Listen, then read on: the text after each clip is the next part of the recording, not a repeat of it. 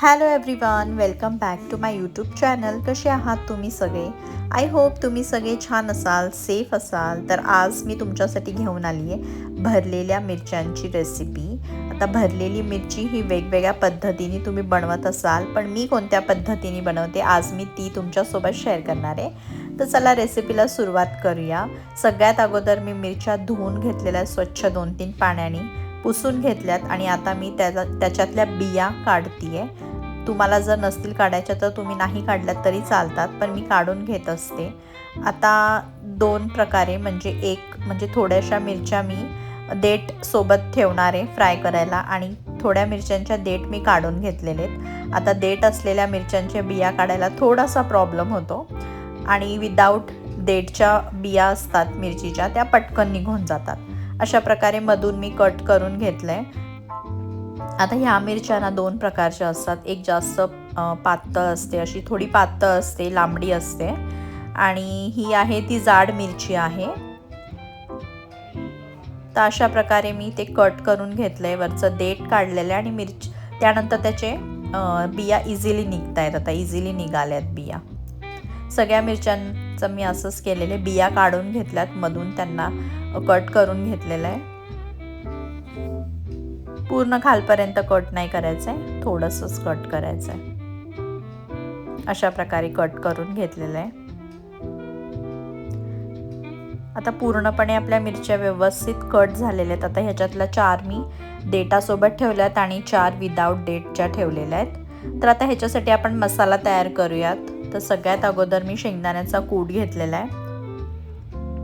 भाजलेले शेंगदाण्याचा कूट नाही आहे, हा कच्च्या शेंगदाण्याचाच कूट आहे. मोठे मोठे 4-5 चमचे आपल्याला कूट घ्यायचा आहे. त्यानंतर त्याच्यामध्ये घेतला आहे खोबऱ्याचा कीस 2 चमचे. त्यानंतर हळद घेतली अर्धा चमचा. लाल तिखट, मीठ, कोल्हापुरी मसाला, गरम मसाला आणि मग भरपूर सारा किसलेला म्हणजे ठेचलेला लसूण घेतलाय. लसूण थोडा जास्त घ्यायचा, त्याने टेस्ट खूप छान येते. आणि नंतर 1 चमचा मी त्याच्यामध्ये बेसन पीठ टाकलंय, तेल टाकलंय आणि आता सगळं मिक्स करून घेणार आहे. छान सगळं व्यवस्थित मिक्स करायचं आहे. जास्त तेल नाही घातलंय सुरुवातीलाच, थोड्याशा तेलामध्ये सगळं व्यवस्थित मिक्स करून घेतलंय. आणि असं काही दिसतंय सगळं मिक्स झाल्यानंतर, मस्त छान कलर आलेला आहे. आता आपला हा मसाला रेडी झालाय. आता आपण हा मसाला एक मिरच्यांमध्ये भरणार आहे. तर आता मसाला भरण्याच्या अगोदर मी त्याच्यामध्ये अजून थोडंसं तेल ॲड केलं आहे, जेणेकरून आपला मसाला व्यवस्थित मिरच्यांमध्ये बसेल. आणि आपण बेसन पीठ पण टाकलं आहे, त्यामुळे ते जास्त म्हणजे मसाला बाहेर येण्याची शक्यता कमी आहे बेसन पिठामुळे. एक करून आता मसाला भरायचा आहे त्याच्यामध्ये, मिरचीमध्ये छान मस्त प्रेस करून भरायचा आहे, जेणेकरून आपला मसाला व्यवस्थित मिरचीमध्ये बसेल आणि बाहेर येणार नाही. कारण येतोच, म्हणजे तेलामध्ये आपण जेव्हा फ्राय करतो त्यावेळेस थोडाफार मसाला बाहेर येतोच, त्यामुळे थोडासा एक्स्ट्रा जास्तच भरायचा आहे, जेणेकरून बाहेर जरी आला तरी व्यवस्थित आतमध्ये पण व्यवस्थित राहील जास्त. अशा प्रकारे मी मसाला भरलाय.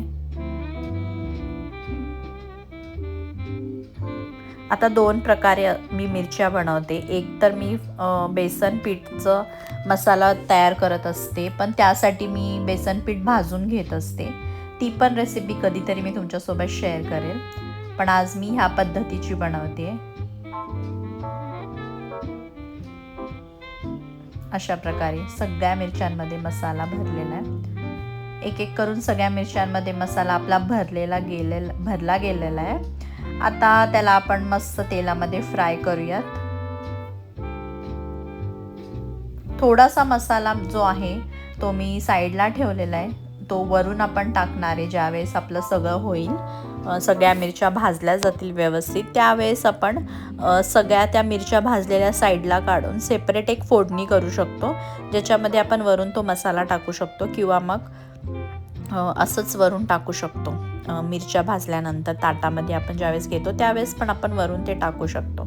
आता मिरच्या भाजण्यासाठी आपण कढई घेतली, त्याच्यामध्ये तेल गरम व्हायला ठेवलं आहे. जिरं, मोहरी, कढीपत्ता टाकल्यानंतर गॅस बारीक करायचा आहे आणि एक एक करून मिरच्या मी त्याच्यामध्ये सोडल्यात. सगळ्यात अगोदर मी विदाऊट देठच्या मिरच्या फ्राय करून घेते आहे, कारण की कढईमध्ये त्या थोड्या पटकन फ्राय होऊन जातात, कारण देठवाल्या मिरच्या कढईमध्ये इतक्या मावत नाही. जर पसरट तवा असेल तर तव्यावर फ्राय केल्या तरी चालतात. आता एक एक करून मी तेलामध्ये मिरच्या सोडलेल्या आहेत. आता मसाला भरलेली बाजू वरतीच ठेवायची आणि त्यानंतर झाकण ठेवून एक 2-3 मिनटं फक्त म्हणजे फ्राय करून घेतलेलं आहे आणि त्यामध्येच आपली एक साईड चांगली भाजली गेलेली आहे, मस्त सॉफ्ट झालेली आहे. आता साईड चेंज करते आणि ह्या साईडनी पण आपल्याला मिरची छान भाजून घ्यायची, झाकण ठेवूनच भाजायचे. अधूनमधून थोडंसं चेक करत राहायचं आहे, कारण आपण परफेक्ट टाईमवर नाही ठेवू शकत की 5 मिनटं 10 मिनटं, कारण कधी कधी लवकर शिजते, कधी उशिरा शिजते. त्यामुळे टाईमवर नाही, आपल्याला अधूनमधून चेक करायचं आहे जळत तर नाही आहे ना. आणि थोडंसं पाणी शिंपडलं आहे मी जेव्हा खालची बाजू भाजली गेली त्यावेळेस. थोडंसं पाणी शिंपडल्यानंतर ती अजून सॉफ्ट होते मिरची. तर आपली व्यवस्थित मिरची आता फ्राय झालेली, जास्त पण आपल्याला जाळायची नाही आहे किंवा जास्त ओव्हर कुक नाही करायचे. थोडंसं असं क्रिस्पीनेस पण, थोडा कच्चेपणा असं पण ते खूप छान लागतं. आणि पाणी तर आपण टाकलंच आहे आणि सगळा मसाला पण व्यवस्थित भाजला गेला आहे. मसाला अजिबात तेलामध्ये सुटला नाही आहे, थोडाफार तर सुटतोच, पण व्यवस्थित मसाला अजून आतमध्ये पण आहे त्याचं स्टफिंग, जे की आपल्याला खाताना खूप छान टेस्टी लागणार आहे. आपलं पूर्णपणे रेडी आहेत आता मिरच्या. आता आपण त्याला साईडला काढून घेऊयात. एक एक करून मी सगळ्या मिरच्या काढून घेतल्यात. खूप छान सुंदर असा कलर पण आलाय त्याचा, छान सॉफ्ट झाल्यात, व्यवस्थित भाजल्या गेलेल्या आहेत. अशा प्रकारे मस्त व्यवस्थित भाजल्या गेल्यात. आता त्याच तेलामध्ये दुसऱ्या पण स्लॉटच्या मिरच्या मी भाजून घेते आहे. ह्या मिरच्या भाजताना पण मी थोडंसं पाणी शिंपडून दोन्ही साईडनी झाकण ठेवून मस्त फ्राय करून घेतलेल्या आहेत. तर अशा प्रकारे आपली भरलेली मिरची तयार आहे. तुम्हाला कशी वाटली ही रेसिपी मला नक्की कमेंट करून सांगा. भेटूयात नेक्स्ट व्हिडिओमध्ये. Take care, bye bye, love you all.